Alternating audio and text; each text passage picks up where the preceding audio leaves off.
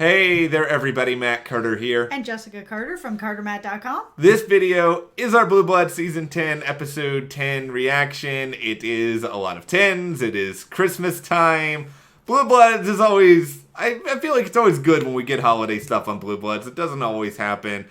It doesn't always happen, but it's nice when it does. They have a format, they stick to it, and they kind of did here or there, but we'll talk about all of that throughout this video. But before we do anything else, though, just a quick thank you to Blue Bloods for the remembrance at the end of this episode to Leonard Goldberg, who, for those who don't know, he is one of the executive producers that really, without him, Blue Bloods would have never happened. This guy was iconic. I mean, he was in part responsible for working on Charlie's Angels, Heart to Heart, Fantasy Island. I mean, obviously this show, Blue Bloods, is the last major show that he had on the air, but he passed away earlier this week, so our thoughts are with the Blue Bloods family. I know Donnie Wahlberg posted a nice tribute to him on Instagram earlier this week.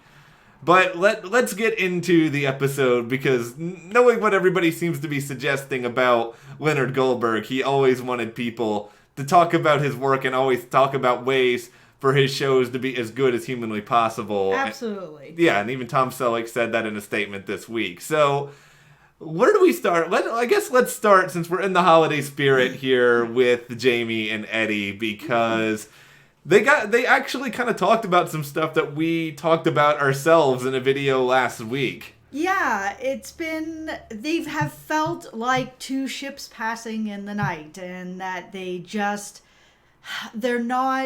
haven't had a lot of time together, a little bit of time we've seen at home, not much time together at work. It's something that I know that I've really been missing from the show, and it seems like Eddie's been missing it too, and I'm sure Jamie has been as well. I mean, their work relationship was, of course, a work relationship. It was a friendship. It turned into a romance, and now they're married. Like, work is something that is very important to them on so many different levels. So to kind of remove that part of their relationship from us watching and them, I mean, it feels a little bit disorienting to me, and it has clearly felt that way a little bit to Eddie, who brought it up tonight, that she wants a little bit more of a connection. She doesn't want it to be two ships passing in the night. She wants to find a way to bring them back together.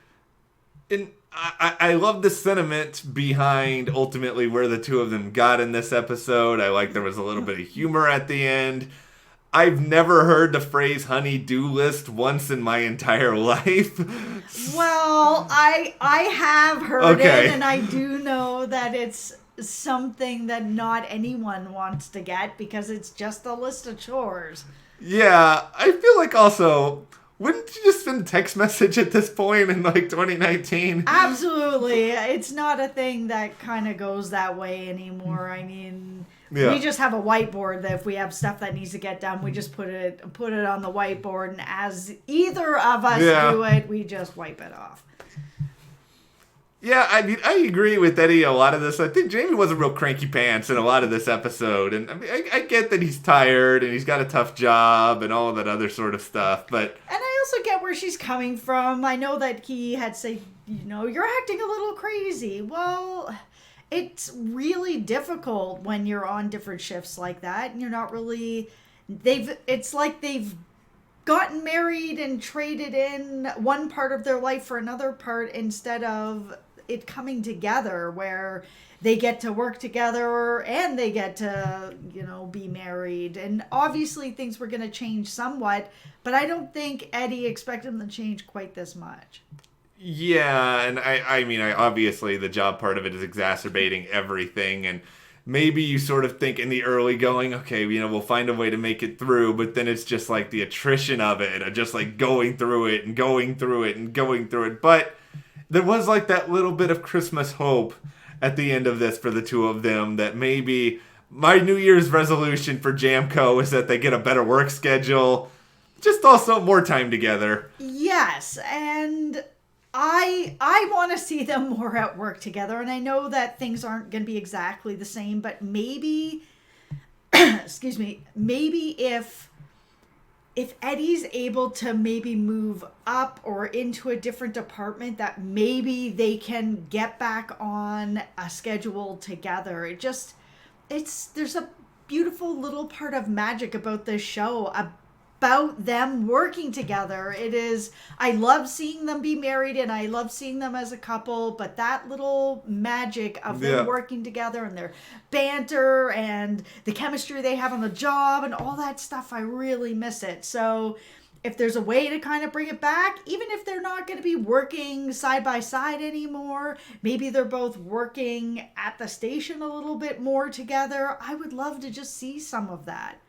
Well, the thing here's, I totally agree with a lot of that. And the thing that was weird to me about this storyline was that it felt like there was some producer or network executive there while they were filming and was just like giving notes on various scenes. And one of them was like, this isn't Christmas enough. So it was like, you randomly have just like Danny and Baez doing an ordinary case. Then all of a sudden you have like Christmas music blaring when Jamie and Eddie are like having brunch and they're randomly wearing Santa suits later on. Yeah, and also I felt a little bit of a change in the normal music that they have going on, that they've added a little bit of like Christmas bells, or there was something that I noticed in the music tonight, in the background music, that they have every week, but now this week it's got a little bit of jingle in its step. And it was like 90% of all of this was in the Jamie and Eddie storyline. It was like nobody else was allowed Christmas in this episode at all. Yeah. It was really just those two. But, all right, well, here's my hot take for this episode.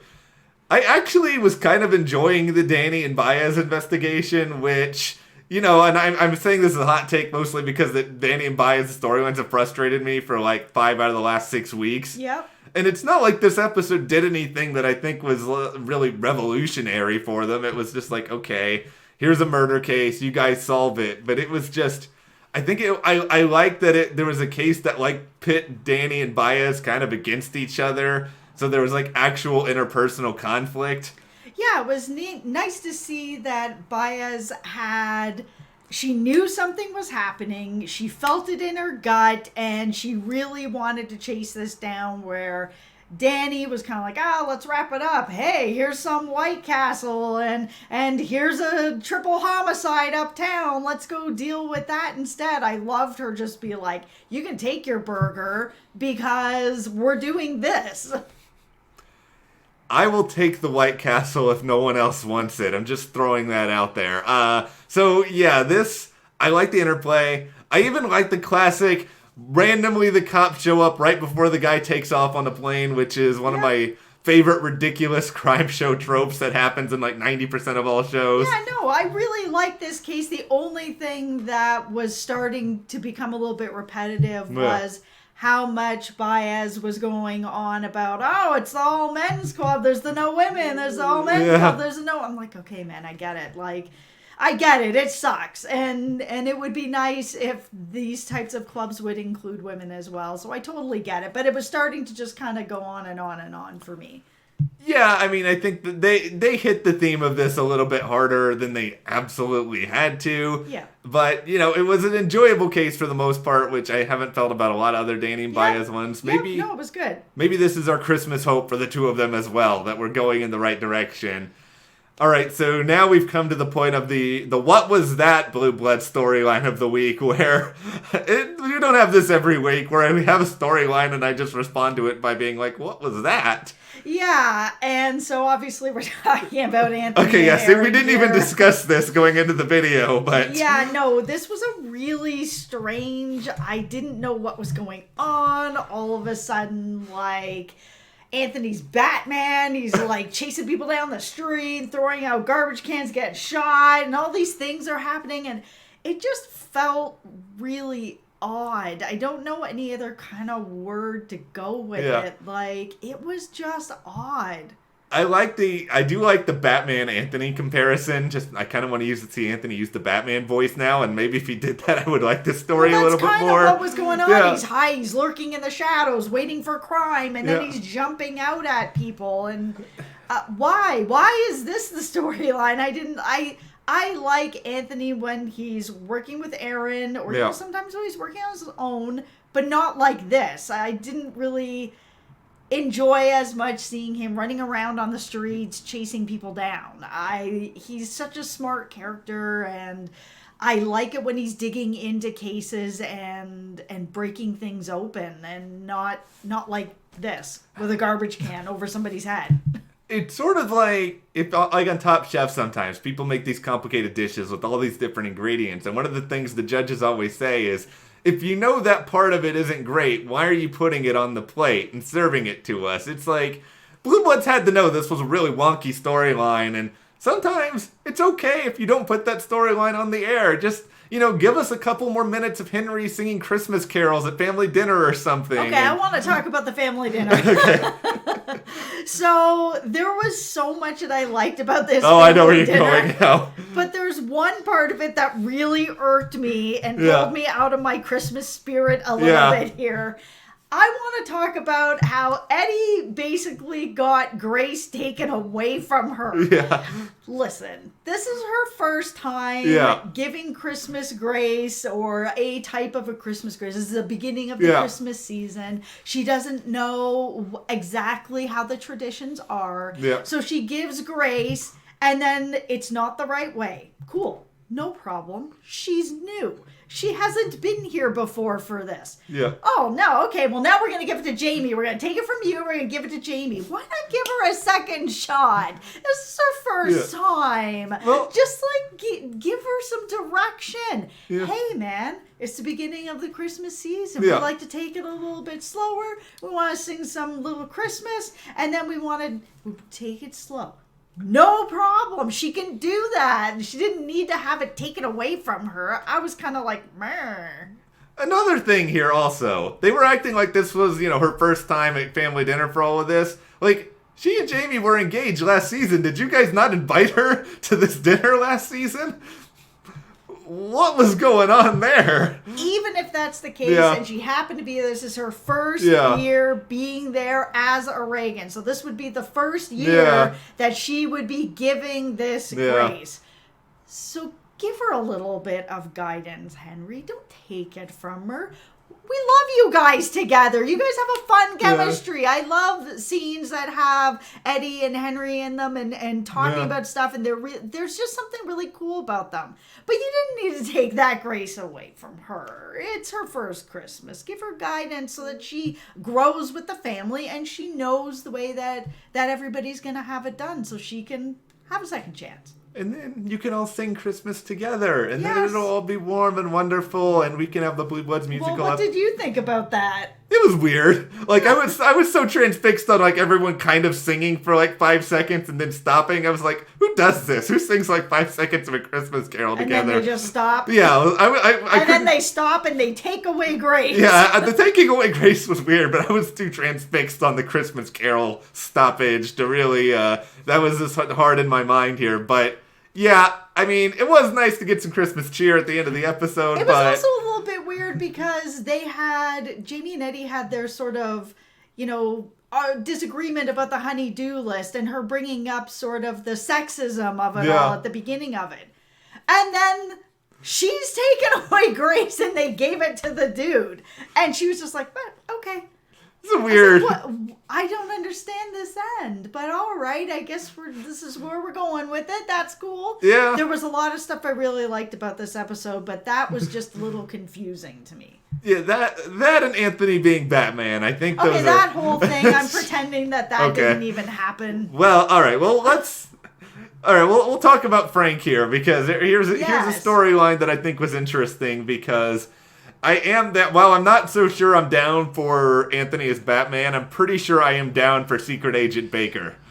Yeah, it was fun to watch this part of the episode. I really liked all the sort of undercover work that they were doing and how they were handling something as delicate as this, because this was a delicate situation. This could have gone really bad for a lot of people, and they were right. Gossip like this will follow people around forever. And, while this person was obviously not doing anything that they shouldn't be hung out to dry for, we have a different type of situation in this, that this is a person that does do a good job. They wanted to be able to continue to have them do the job. This is how Frank felt. Yeah. And he dealt with it in a really sort of, also kind of a Batman way. Yeah. Just be like, pull down his window and be like, stop your nonsense.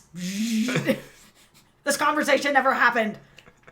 I'm also down for Frank kind of I'm cooler with Frank being Batman in some ways than Anthony. Well, Frank is like, Frank's really Bruce Wayne in some ways with this too. But no, I think he handled it. I don't know what the right and wrong thing to do in situations like this is, because I'm not Frank. And Frank has different things that he is weighing, obviously. I mean, we're talking about someone who was IAB, internal affairs, pretty much the last people that you want to show having some impropriety on the record. It is a really complicated situation. There were a lot of moving parts to this, so it was interesting to see the four of them kind of all a little bit on different pages. I know there was the, hey, you can't be three ganged up on me on one sort of deal, but they all kind of saw the different moving parts in this, and there was a lot to consider. There was, and I think it was a good case of classic sort of Blue Bloods, complicated dilemma that Frank tries to resolve, and sometimes not everybody wins in the Frank Reagan compromises, but I kind of like Frank attempting to tell a joke at the end and, hey, can one of you be on my side next time? Yeah, that was pretty funny. Frank is like that guy who he tells the joke, but he's also so terrifying that you don't know if you should laugh, because then you don't know if he's joking. Because that's pretty much what happened. They were all like, I don't know if he's really serious, I know. So let's just all leave. I would have been right there with them. I would have laughed later. That's the best way. You don't want to take the risk. But, all right, well, we'll have a video coming up with our expectations for episode 11. There's not a ton of information out there, as in really any, but we'll do our best to sort of pinpoint when it could be coming up and what to expect. But if you enjoyed this video, let us know what you thought about the episode, and give us a like, subscribe, and if you want to support us further, just check out the link in the description to the CARTERMATT store, and we'll see you here next time.